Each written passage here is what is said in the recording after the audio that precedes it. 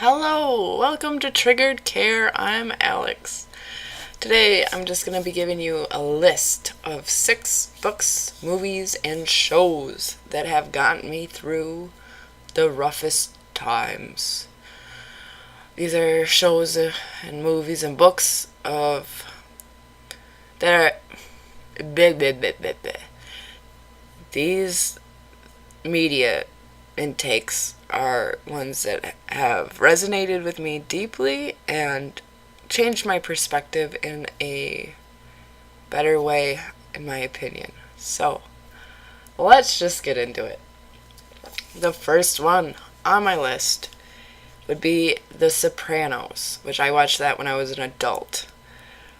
Tony Soprano, I'm not going to spoil anything, but he's a gangster or mobster who suffers from panic disorder, panic attacks. He goes to a psychiatrist but has to keep that on the down low since he's a mobster and you're not supposed to talk to doctors when you're in the mob. And he's just dealing with his mother not loving him, pretty much, and his abusive childhood that he has to process a bit in order to not suffer so badly from the panic attacks. So that show really resonated with me. I fell in love with Tony Soprano, pretty much, watching that. And when I got through the entire show, I mourned not being able to watch it anymore because it really helped me a lot. It was a very, very cathartic experience watching that show and seeing somewhat of my own life story. Obviously, I'm not a mobster, but seeing the same relationship problems, panic problems, displayed on the screen really validated me in a way and made me feel like I wasn't so alone. So, highly suggest it. My next one on my list is The Lord of the Rings, the books and the movies for this one.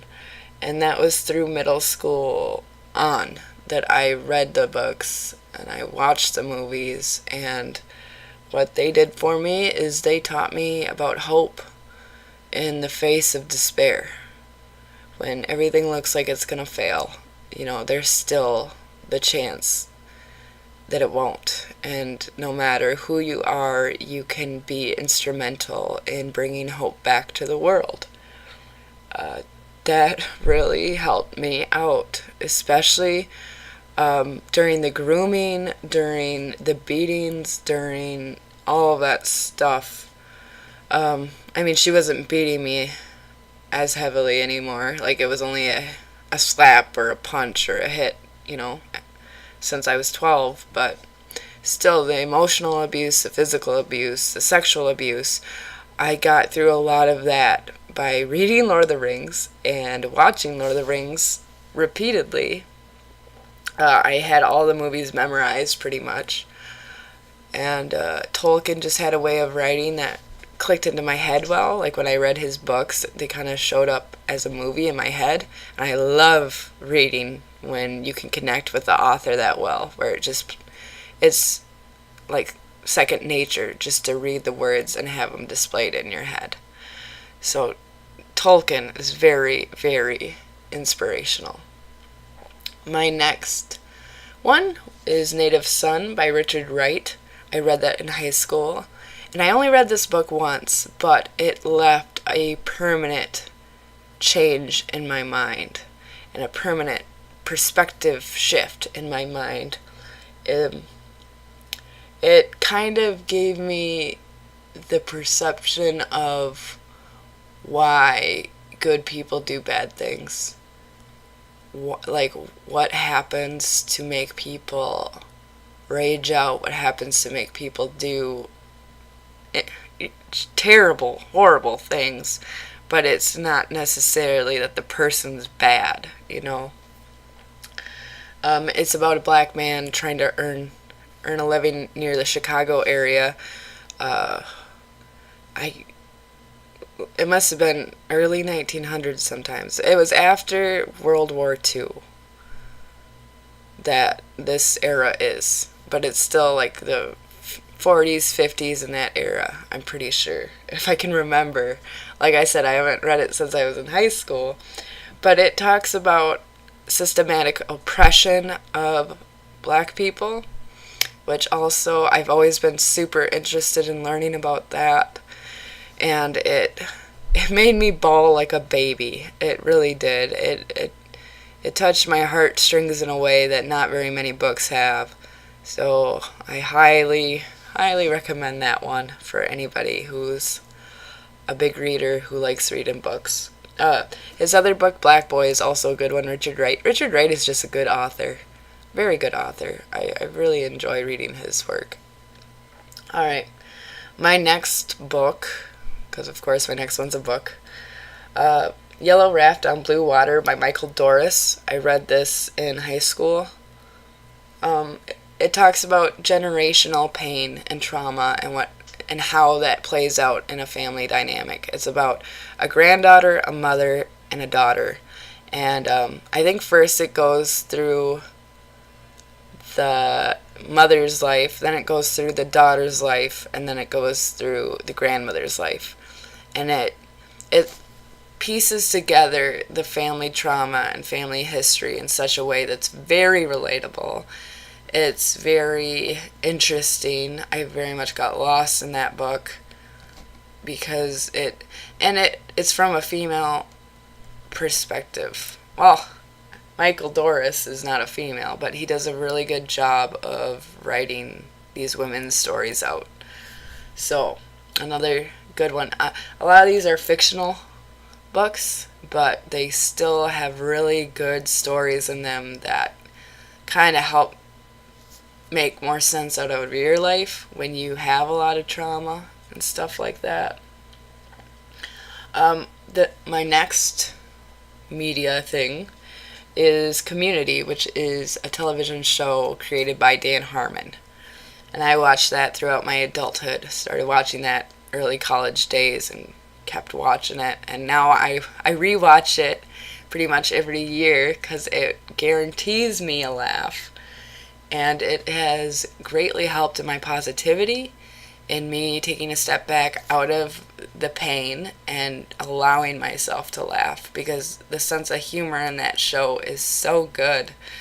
And the relationship dynamics are really interesting to watch. And you feel like you're a part of it. And so I highly suggest this show, especially if you need a laugh. If you need to relax a bit. Highly recommend Community. And my last television show would be Monk, which I watched that as, well, not a kid, like middle school, high school age. And then I've been rewatching it in my adulthood. I just got done rewatching it last winter. And that one is just inspirational for mentally ill people. Because it's about a detective who's got a lot of anxiety, a lot of OCD behavior, a lot of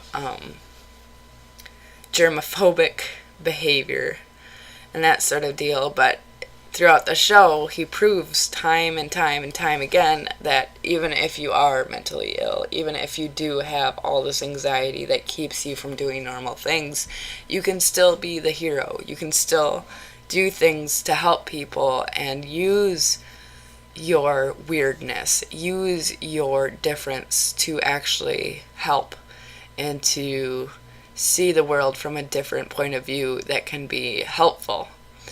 So I really like that one.